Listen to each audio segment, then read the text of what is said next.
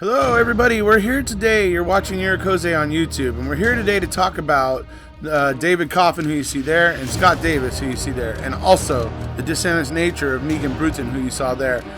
This is a wholly circumstantial case that hinges on the fact that Megan manipulated the situation, and Scott may very well be innocent. So we're going to go over some of those things here today and in videos to come.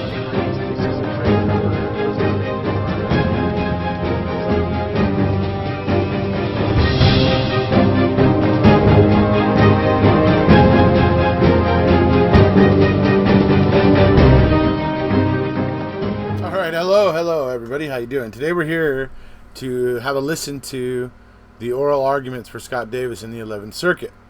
So it's interesting to listen to. There's a lot of interesting points made, and there's one point where I feel like the representative for the state of Georgia is feeling uncomfortable and eager to make an exit. Okay, so we'll go ahead and go into the oral arguments now, and we'll see you in a bit. Let me welcome you to our court. At the outset, Judge Hull and I wanted to welcome to our court and introduce to you our visiting judge, Judge Susan Weber Wright, who has sat with great distinction on the district court in the Eastern District of Arkansas for many years. She was appointed by President Bush and received her commission in 1990. She served as chief judge on that court in 1998 until 2005. She has sat with us before. We are delighted to have her help us with our work, and we did want to welcome her to our court again. Two other brief observations for you before we begin. For those of you who have not appeared in our court before, you will notice that we have a lighting system. The time basically just tells you how much time you've got, how much you've got left. And there are three lights. There's a green light, which means, of course, you may proceed, an amber light, which is a 2-minute warning, and a red light, which says that your time is up. When you see that red light come on, we'd be much appreciative if you could bring your remarks to a conclusion. Last observation, as you proceed with your argument this morning, you can safely assume that we've had the opportunity to review the briefs, the record excerpts. In some instances, we've had a chance to review the record as well. So feel free to go really to the heart of your argument. With that, we will begin with the first case, Scott Davis versus Eric Sellers. Good morning. May it please the court. I'm Paul Kish. I represent Scott Davis. We have issues about due process, the loss, destruction of evidence, some weird issues involving a second tape recording. But I want to take 30 seconds and tell the court what this case looks like to me. I got in late. I am very respectful of the fact that there was a full trial with competent counsel, a direct appeal, 4 days of jury deliberation, a 6-day state habeas hearing. The district court noted that she sat on the case and considered it for 18 months because she was so concerned about it. Yet all of those courts ruled against Mr. Davis. I am very respectful of that process. I got in the case, I read everything, and when I turned over the last page of the transcript, I thought, that's it? Now, this is not a sufficiency of the evidence argument, but my point is this is a close case. This was far from a slam dunk. So the errors, it seems to us, can be magnified. So we've got these substantive due process issues, and there's questions about whether they were exhausted. Here's how they were litigated. At trial, counsel made a big deal, obviously, about how 10 years after the fact, so much evidence had been lost. The record speaks for itself as to what was lost and apparently how it was lost. It was litigated on direct appeal, and in the district court and the state habeas, it was litigated as well. Document 68 in our record, pages 11 through 12, are the pages where the district judge, the federal district judge, Judge Totenberg, noted all the places where prior habeas counsel had brought up the substantive due process issues about the loss and destruction of evidence. It was brought up before, during, and after the state habeas. It was brought up before in a pleading. It was brought up during arguments. It was brought up after when prior habeas counsel submitted a proposed order that had it as a standalone issue. We submit it's exhausted. But now let's get to the guts of it. Trombetta, Youngblood are our standards. And what this court has to decide is, were the state courts, whether it's the Georgia Supreme Court or the state habeas court, whoever it was, were they, the deference that we owe to them, did they engage in an unreasonable application of the Trombetta, Youngblood standard? It would be the Supreme Court of the state, would it not, since there is a resolution of this question by them? Well, it would, except the state didn't make that argument ever in the lower court. But be that as it may, whether it's the Georgia Supreme Court or the state habeas court, we owe deference to their ruling. I concede that 100%. The bigger question is, was there a reasonable application of that standard? I submit I have never, Mr. Malcolm has never, and this court will never see an evidentiary. So they had the right standard. They knew what the law was, but they simply unreasonably applied it to this set of facts. Exactly. Just like this court. Tell me why. There has never been a case with this much evidence lost by this many people, by 5 law enforcement agencies, with a custodian of record first asserting, then denying that she signed an affidavit that was prepared for her by the district attorney's office. There will never be a case of this sort. That's why we quoted twice Justice Stevens' concurrence in Youngblood, where he said, folks, we're enunciating the standard that there is going to be a case down the road where the defendant cannot flat out prove the absolute exculpatory nature of the destroyed and lost evidence, also cannot prove that some officer engaged in bad faith, yet that defendant will not get a fair trial. We submit that's what happened here. I agree it's an unusual case. We haven't found a case that's similar. The state hasn't found one either, because this is, I think it's sui generis is the Latin phrase. There will never be one like this. Again, I am very respectful that we owe deference to the state courts, that under the AEDPA, we have to basically affirm what the state courts do unless they engage in an unreasonable application. But I think the way Congress created the AEDPA, as well as the way the courts have interpreted it, it's not so strict and rigid. Help me with this. The Georgia Supreme Court, when it addresses the issue directly, says the following. When basically looking at whether it's exculpatory, how powerful or significant the evidence was. They say, and I quote, other than the tassel on one of the gas cans, all of the other items were found either in the victim's burned car or home and were generally not suitable for forensic testing because they had been damaged by fire and doused with water. Furthermore, any testing that was conducted on the items was preserved at trial by witness testimony. In any event, Davis has failed to show that any of the items were exculpatory, and then they go on to say, moreover, there's no evidence the state acted in bad faith. So take them piece by piece. Okay. Tell me why it was so off the mark that I'm not obliged to defer to the state Supreme Court's determination that the evidence was not exculpatory, at least on its face. We don't know what the evidence was because it was lost and destroyed, first. Second, there was evidence in the state habeas hearings that many of the items could have been tested. This thing that was the supposed murder weapon found next to the dead man, there's a witness who said, you could have tested that, no problem at all. Instead, the state GPI examiner, who was kicked out for lying on other 13% of her results, said, I couldn't test it.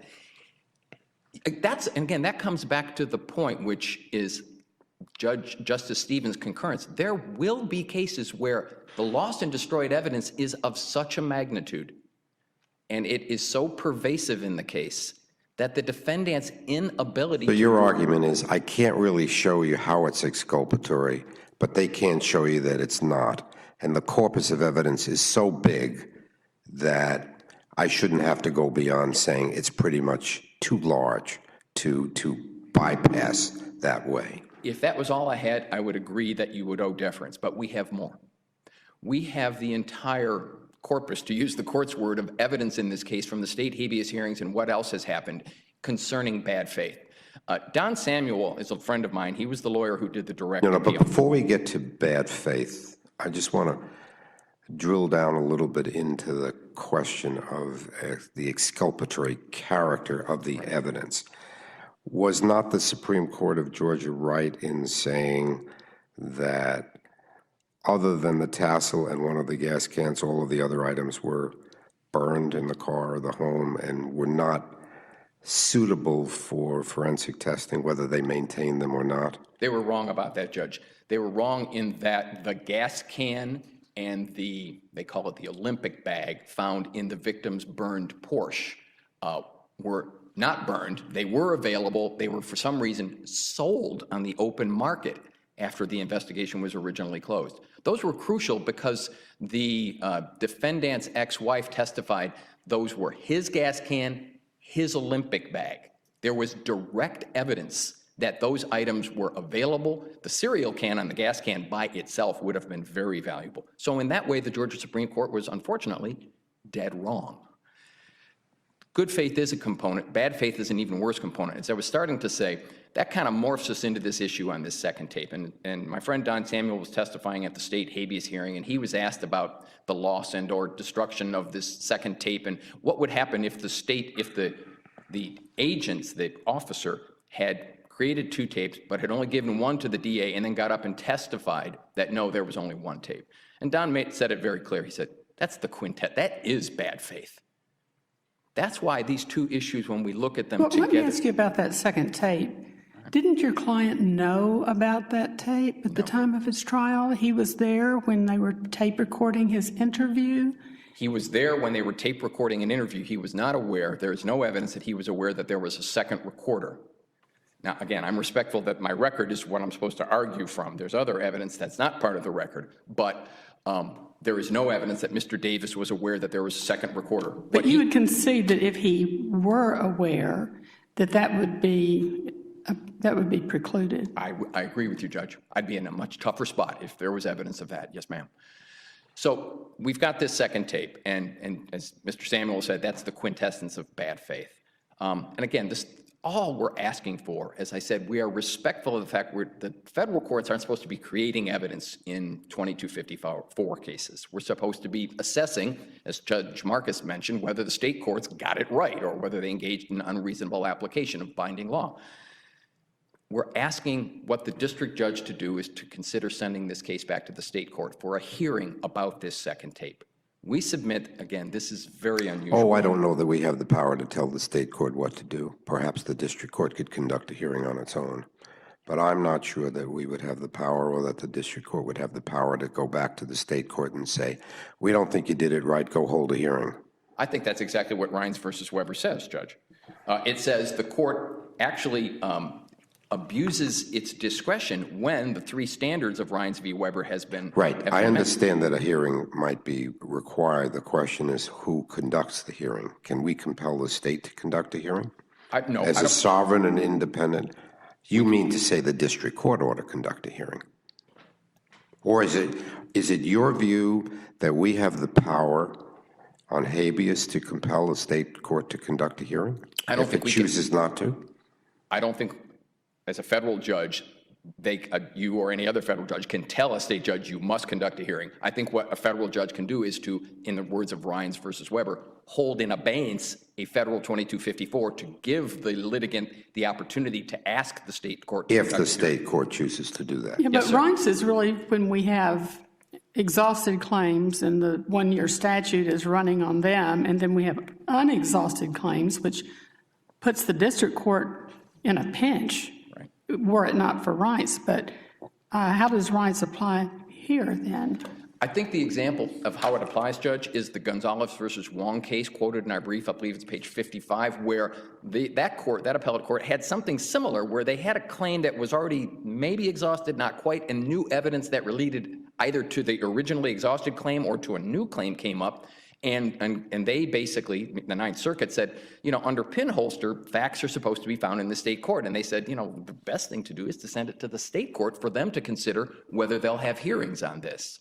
So I think that the question of whether the claim was fully or completely or partially exhausted is really not the end of it. The end of it is which court system should have the opportunity. I see the time is up currently. Thank you.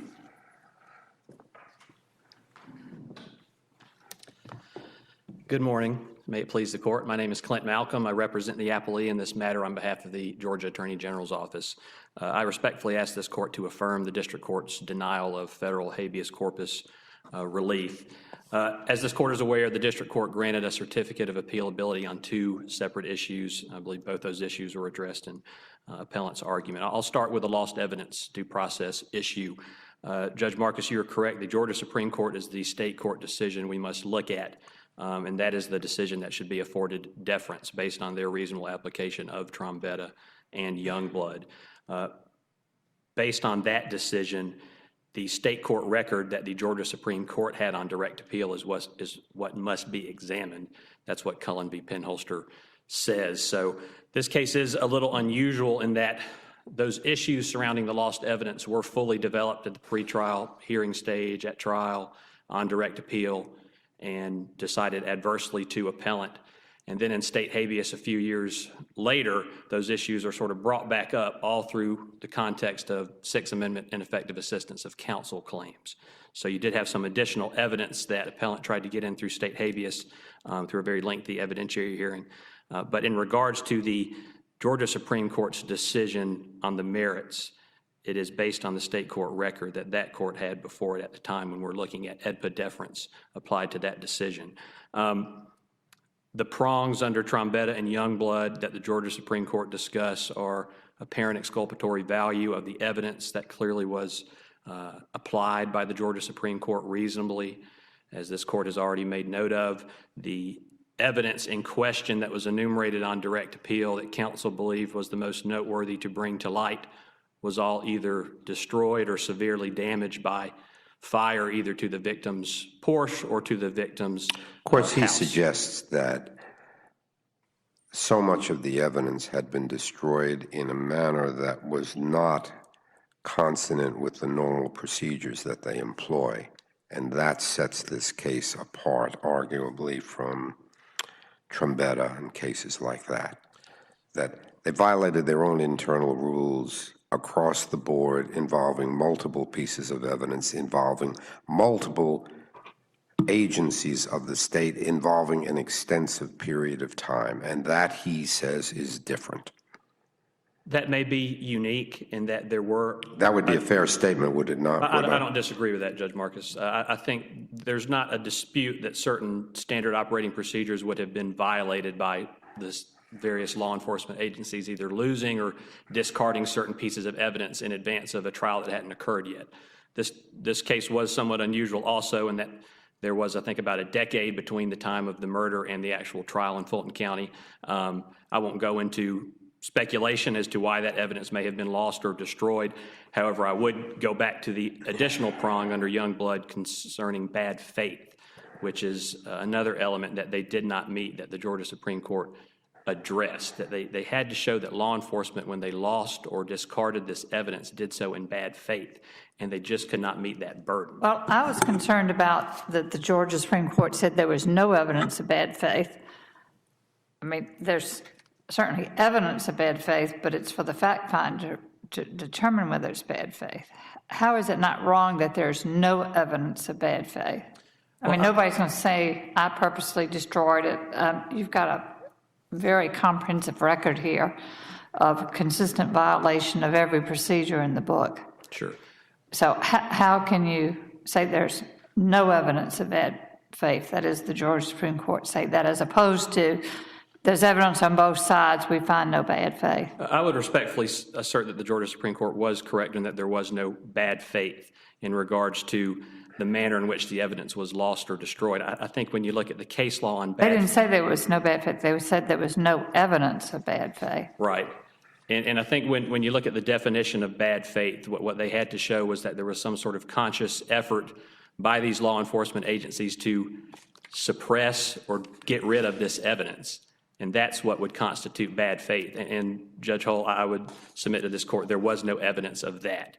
There was certainly evidence that evidence was lost or destroyed when it shouldn't have been, but there was no evidence. But I think the point that's being raised is the inference of bad faith flows not because somebody said they did it intentionally, but because of the pervasive nature of the destruction. That's the That's the Right. kind of issue.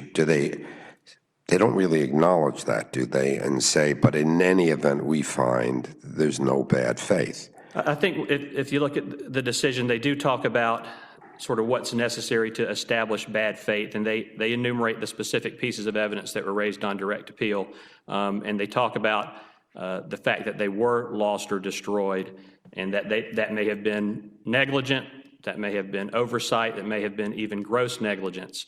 But however, that is not enough to establish bad faith. So while there were multiple pieces of evidence that were lost or destroyed in advance of trial, even looking at all of that, there was still not evidence of bad faith that anybody... Well, take the loss of the fingerprint card in 2005. Perhaps that's the most suggestive to me. It's odd indeed the state possessed them, was testing the card in January, but no longer had them when Davis requested them later that year. I would first go Why to... would you destroy the fingerprint cards? I mean, it's different from something that's bulky and it's difficult to retain and you don't have room, and storage is a problem and safety is a problem if you had contraband or something like that. But the fingerprint cards struck me as odd indeed. And I don't have a good answer as to why that may have happened, Judge Marcus. Does the record reflect why it was that was destroyed? Because we know as of January of 2005, the Fulton County investigator had the original fingerprints card. He was conducting further testing, and they were lost by the time Davis was indicted in November, if I have that right. That's my understanding as well, Judge Marcus. I don't, as far as further details, there was some testimony from the GBI fingerprint examiner that was offered in state habeas about whether those prints were retained and or lost, I should say, in violation of their standard operating procedures, and whether they were APHIS quality. He could not say that they were, so that even if they had been preserved, they could have been tested. Right. However, I would say any of that evidence in state habeas, I go back to my previous argument, it is not what has to be considered, because the fingerprint issue was raised at the trial court, was raised on direct appeal. However, as the Georgia Supreme Court noted, it was not preserved at the trial court level. And I would like to briefly address that issue specifically in regards to the fingerprint card is procedurally defaulted, and that's what the Georgia Supreme Court found, and that was correct. The specific pieces of evidence that were addressed on the merits in the Youngblood Trombetta analysis on direct appeal, those pieces were enumerated and a merits analysis was conducted on those. Those pieces had been laid out extensively in appellant's pretrial motion to dismiss the indictment. However, the fingerprint card and other pieces of evidence were not enumerated there. They were first enumerated at the motion for new trial level and on direct appeal. There's been some mention, I think, in appellant's briefing as to a continuing objection or a motion in limine in regards to the fingerprint card or other lost items. But if you look specifically to the record in the case, you will see that that motion in limine, and then once it's denied, the continuing objection was specific to 4 pieces of evidence. I direct the court to the record at document 16-29. This is the record before the district court, pages 19 and 50 through 52. That is the pretrial proceedings right before this case was going to trial, where 4 pieces of evidence, I believe the 2 gas cans, the hat tassel, and the plastic Olympic bag, those were items that trial counsel, after they had lost their motion to dismiss the indictment, those are items they specifically wanted the court to address, and they asked the court to preclude the state from even mentioning anything about them in their motion in limine. That motion in limine was denied. They asked for a continuing objection to be granted as to those 4 specific items, which did not include the fingerprint card. The court gave them a continuing objection, and that issue was addressed when it came up at trial. Explain to me the reference to serial numbers on gas cans, because I didn't quite understand. How do they show there was, in fact, a serial number on the gas can? I'm not sure that they have, Judge Hull. I think a lot of is that like a product number, or I just didn't understand a quote serial number on a gas can? My understanding of that argument is just like there would possibly be a serial number on more expensive items, but my understanding of these items were they were cheap gas cans. There was one found in the victim's burned Porsche and one found on the side of Mount Perrin Road. The relevance of the gas can on the side of Mount Perrin Road was never really even established and linked to the case. The gas can inside the burned Porsche was burned, so whether or not there was a serial number on it to begin with, or whether or not that serial number would have remained after it was burned, was never established. And from what I can But tell my from the record, question is, who testified these cans have serial numbers? I don't know that anybody did. Okay. At the stage that the case I was just up on didn't direct understand appeal. that piece of the evidence that Yeah, we're I think- talking about. Maybe Mr. Kish can tell me. Yes, Your Honor. I think a lot of the arguments as to the alleged exculpatory nature of some of this evidence are purely speculative and not based on anything in the record. And I think that's telling in that it shows that there is, in fact, no exculpatory And as I value to these understand it, on the items. fingerprint card, they did run a test, and everybody admits his fingerprints were not a match to the fingerprint card. Is that correct? That's absolutely correct. That was established at trial. So that exculpatory nature of that evidence was before the jury. And their contention is, well, we should have run the card against the system, so to speak, to see if there were any other matches of other third parties. And then at least some witness testified these were not of the quality you could have done that, didn't have enough data points or whatever it requires. That's essentially correct. That witness Okay, was. so I'll in ask Mr. Kish habeas. to make sure I understand the record in that regard. Yes, Your Honor. But that's my I'm understanding. not saying it solves it, they still lost it. Right. It's indicative of how they lost other things, but at least, I don't know how it was exculpatory. Okay, and I would submit that they have never established that it was in any manner. I wanted to ask about not about the fingerprint cards, but about the issue concerning exhaustion of the substantive due process matters. Yes, Your And Honor. I know that sometimes, and in this case, it was conflated with the Strickland versus Washington issues. Yes. Do you concede that these are exhausted? That these? The due process concerning the lost or destroyed evidence? Exactly, except for the fingerprints. I mean, Except for the fingerprints. The 12 items, I believe there were 12 that were enumerated on direct appeal. If we're talking about due process violations surrounding the state's failure to preserve those 12 items, we don't contest exhaustion. Right. For some reason, the exhaustion issue just it went off the rails at some point in the district court. I think you can attribute some of that to the manner in which the issues were raised in the federal pleadings by appellant. And the district court noted this, that it was very hard to decipher what specific constitutional claims they were raising in their federal not pleadings. uncommon, I might add. Well, I would agree with that as well, Your Honor. It's not as common in counseled pleadings, but we argued every alternative argument we could to give them every benefit of the doubt as to. So your view, just so we're clear, is the district court in fact erred in determining that the due process claim had been procedurally defaulted, In regards to those, save for the fingerprints. in regards to those 12 pieces of evidence Yes. on direct appeal, yes, Your Honor. Let me ask you this question. Of the evidence that was destroyed, you've already started to reference this, but I want to ask it directly. Of the evidence that was destroyed, was any of it of such a nature that it would be apparently exculpatory from its face and be of such a nature that the defendant would be unable to obtain comparable evidence in some other way? No, Your Honor. I don't think any of the evidence that was destroyed, and that evidence would be, I Tell me believe, why not.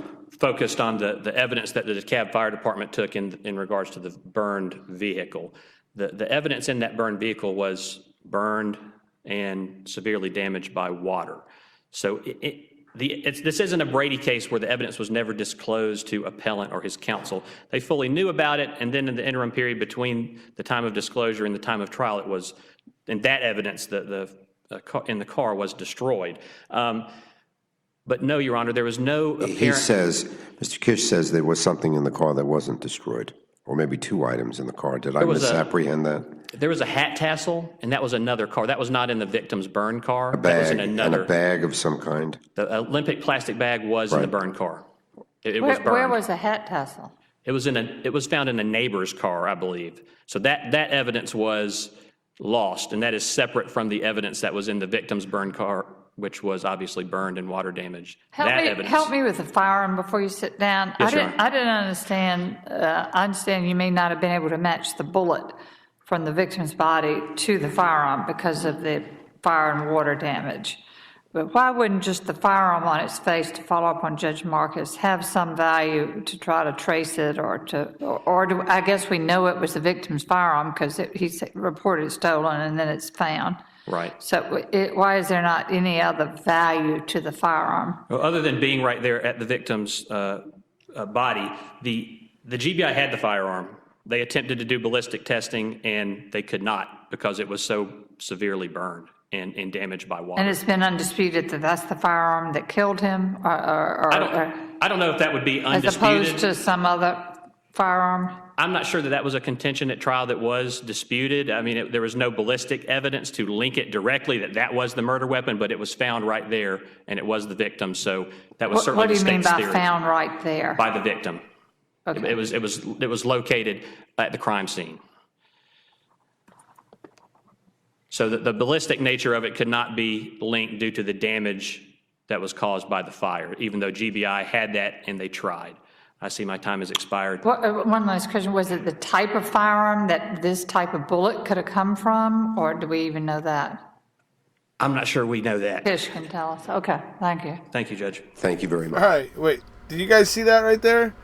Did you see that representative for the state maybe felt a little uncomfortable and was like eager to go, oh, I see, I'm out of time. Like he was, quick to like, okay, it's my time to exit now, right? And but there was still one more question one of the judges kind of had there. It was interesting. And then after the question gets asked, he was basically like, oh, I wouldn't know, Judge. I wouldn't know how to answer that or something, basically along those lines. It's like, oh, that's why you were eager to say your time was up.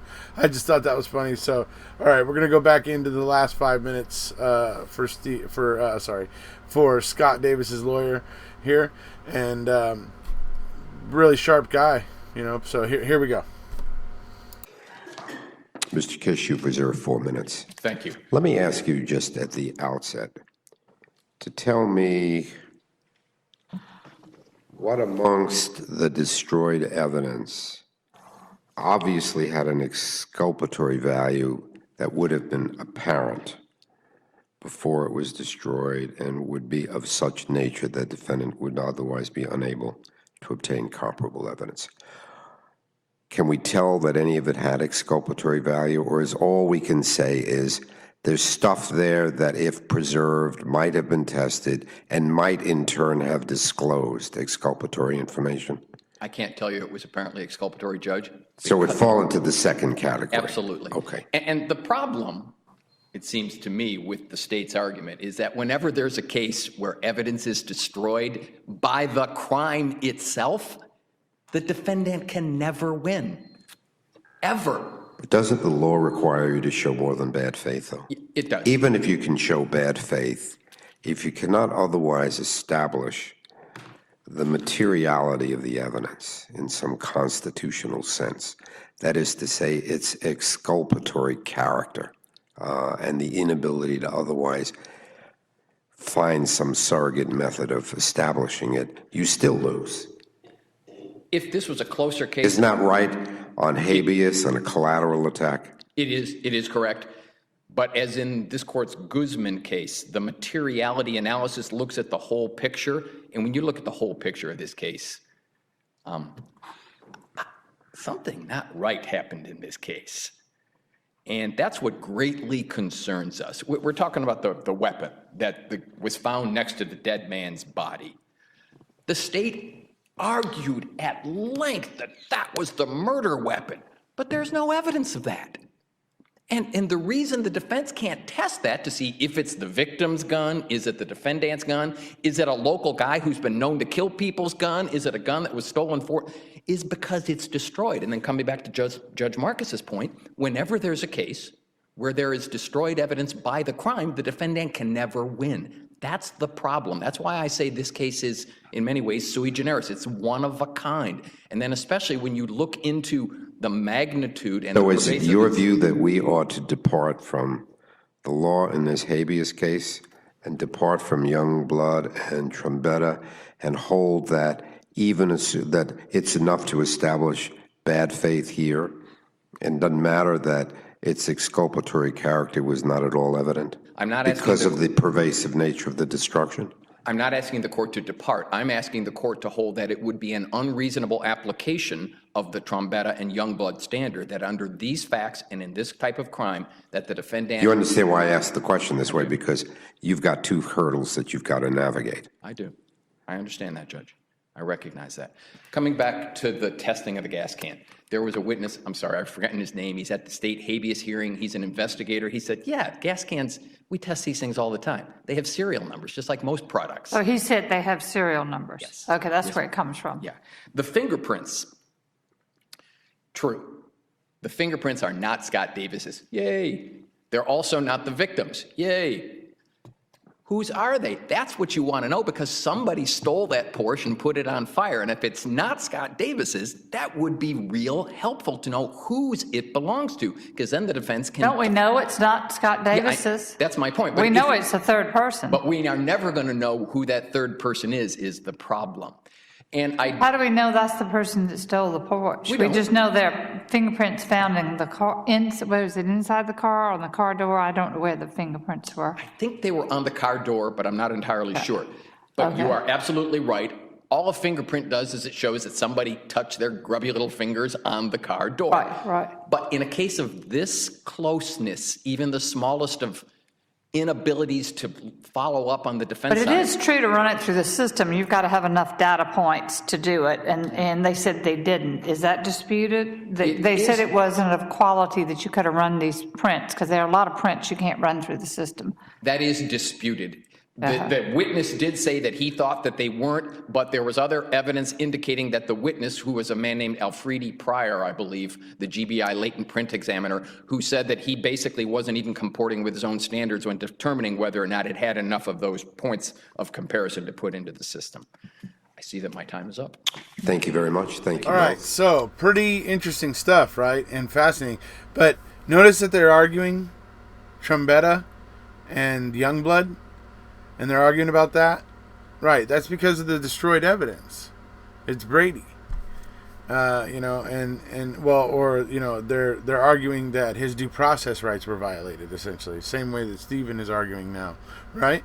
So they're talking about that, and that was interesting what he was saying there, and he was pointing out that how unique this case is, how very unique it is, and how so much of the evidence went missing from so many different agencies prior to trial. And I mean, it's just so many. I mean, they're not like, you're not likely to see another case like this one, and that sort of thing. And what they're essentially arguing for is for they're arguing for the federal court to hold on while they petition the state courts again, so that they can have a hearing, an evidentiary hearing, so that they can bring in the affidavit from Walker, the co-lead investigator in this investigation, right? So they can bring in the affidavit from him where it clearly states there were 2 interrogation tapes, 2 sets of transcripts. He took them down and handed them to ADA Joe Burford at the time, and that's what happened. And Paul Howard, the DA, the actual district attorney there, has been saying for years that there was only 1 tape. And so he's been lying for years. This is the epitome of bad faith. That is what bad faith is. So it's very interesting. Obviously, it's going to be interesting to see what happens after this. It's going to be interesting to see what decision comes out of the 11th Circuit here, these 3 judges here at the 11th Circuit. It's going to be, I think, very intriguing. So be looking forward to more developments on this, and when they happen, of course, I'll report them. You guys know I'm very into this case. If you haven't already, please hit subscribe. We'll see you.